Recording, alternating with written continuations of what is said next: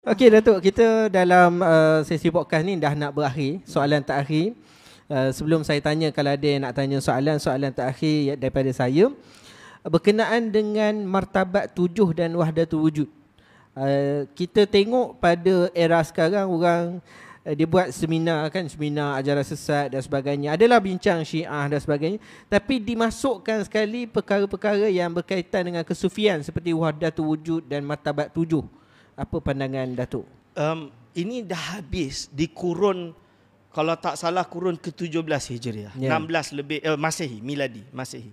Iaitu Syekh Nuruddin Ar-Raniri, dia karang sebuah kitab bernama Hujjatus Siddiq. Hujjatus Siddiq ni apa? Kitab tu dia mensyarahkan maksud wahdatul wujud yang benar dan yang salah. Wahdatul wujud ni ada yang muwahhid, ada yang mulhid. Apa maksud wahdatul wujud? Iaitu kalau yang mulhid, yang sesat, dia kata hakikat kewujudan hanya satu. Maka entah wujud, ini wujud, ini wujud, ini wujud, ini semua Tuhan, ni Tuhan, ni Tuhan, ni Tuhan, ni Tuhan, ni Tuhan. Berarti apa? Berarti tak esalah Allah SWT kan? Lebih kurang begitu.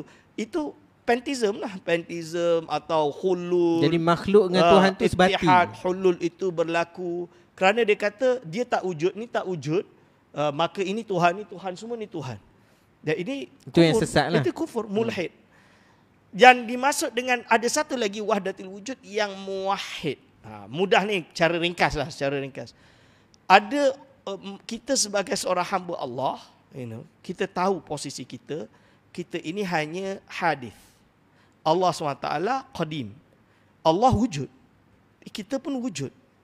Jadi Imam Ghazali dia kata wujud selain Allah itu bukan wujud hakiki. Dia majazi saja, metaphorical saja. Sedangkan wujud Allah wujud hakiki. Ini beza antara kita dengan Allah SWT. Kenapa?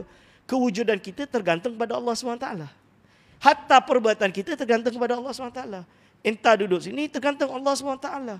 Kerana apa? Semua ini yang berlaku tidak akan berlaku melainkan daripada ilmu Allah, daripada iradah Allah dan kudrah Allah SWT. Betul? Betul. Berarti kita ini hanya adalah sesuai dengan apa yang Allah SWT telah gariskan, yang dipanggil dengan takdir, yang dipanggil dengan qada dan qadar. Ini dipanggil tauhidul af'al. So kalau dah macam tu, kan, hakikat kita ini hanya majazi dan wujud hakiki adalah Allah SWT semata-mata. Lalu ini yang dimaksud dengan wahdatul wujud yang muwahhid. Sehingga kan kita ini tak merasa, akulah yang hebat, ni aku buat. Tak. Kalau Allah tak jadikan kau kaya, kau takkan kaya. Kalau Allah tak jadikan kau berjaya, kau takkan berjaya. Kalau Allah tak takdirkan kau mukmin, kau takkan mukmin. So janganlah nak bangga diri. Sehingga seseorang itu tidak melihat sesuatu itu melainkan kembali kepada Allah SWT. Ini yang orang kadang-kadang berzikir sampai fana sehingga dia tidak melihat pada diri dia. Kerana dia merasa diri dia nothing. Dia hanya adalah kembali kepada Allah Subhanahu Wa Taala. Kita semua akan kembali kepada Allah.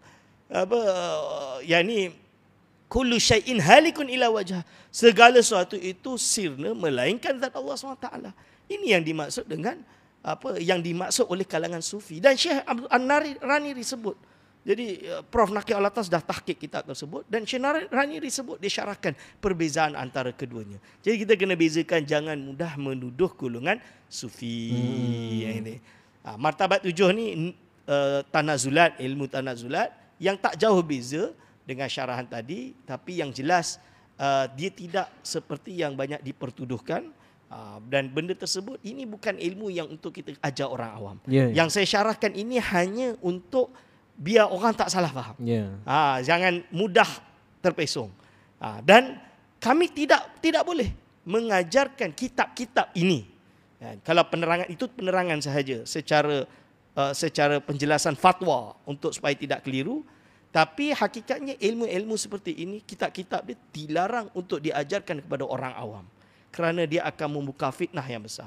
Kalau ada yang mengajar di kalangan orang awam, ini perlu ditegur atau perlu didakwa oleh Jabatan Mufti Negeri Sembilan, contoh dia. Dan mereka memang melarang, kecuali di kalangan orang yang sudah ahli. Ini dia. Allah. Saya ingat dulu masa dekat Kelantan ada Tuan Guru Haji Saleh.